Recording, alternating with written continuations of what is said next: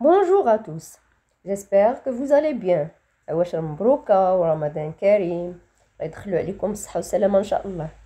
Aujourd'hui, je vais vous parler de comment distinguer entre le nom propre et le nom commun. Alors, concentrez-vous et vous allez voir que c'est super facile. D'abord, qu'est-ce qu'un nom propre? Alors, les noms propres indiquent des prénoms, des noms de famille, des villes, des pays.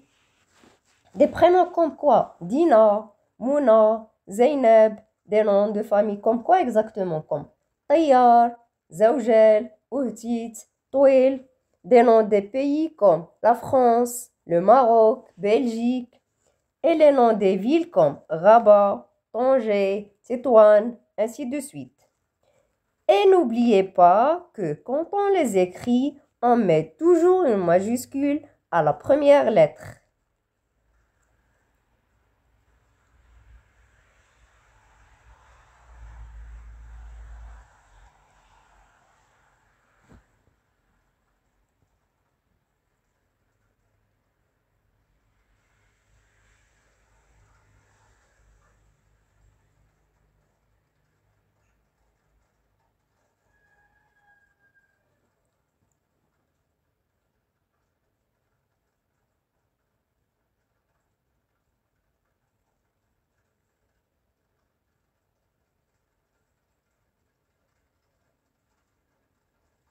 En revanche, les noms communs sont presque toujours accompagnés d'un déterminant, soit au masculin, soit au féminin, soit au singulier ou bien au pluriel.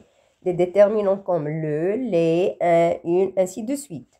Les noms communs désignent ou bien indiquent une personne, un animal, une chose. Une personne comme un enfant, une fille, un animal comme un chat, une chose comme un bureau, une table.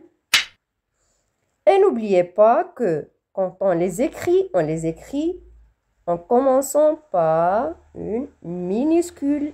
Alors, j'espère que vous avez bien compris cette leçon.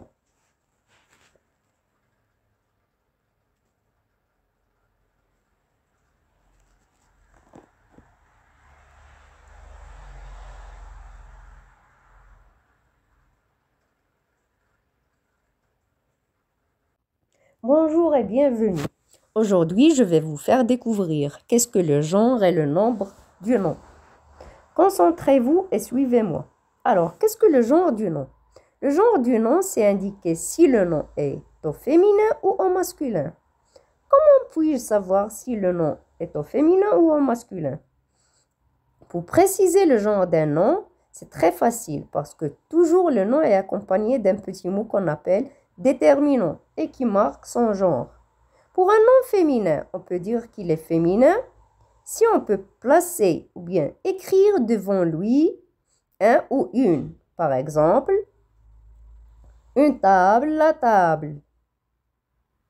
En revanche, un nom est au masculin si on peut écrire devant lui un ou le.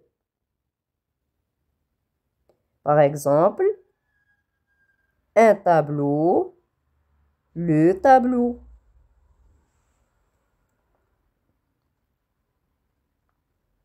On peut aussi considérer il, le pronom personnel, pour marquer le masculin et elle pour marquer le féminin.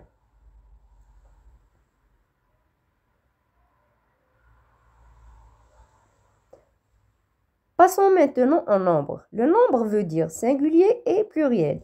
Singulier, c'est désigner ou indiquer un seul animal, une seule chose, une seule personne. Pluriel, c'est désigner plusieurs personnes, plusieurs animaux, plusieurs choses.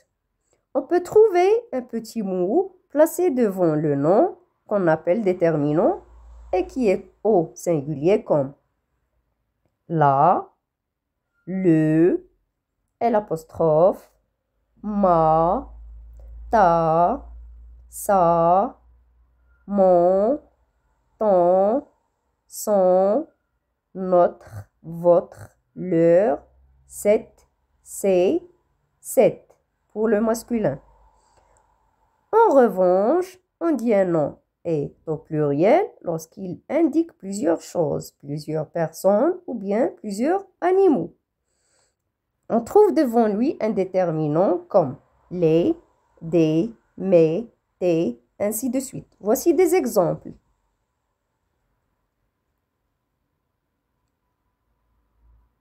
Et on écrit le mot et on ajoute S à la fin du mot. Alors, n'oubliez pas que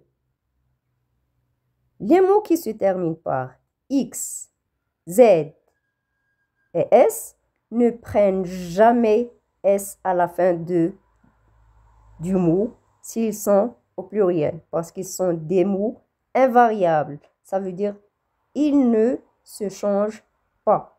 On les laisse comme ils sont. Merci pour votre attention.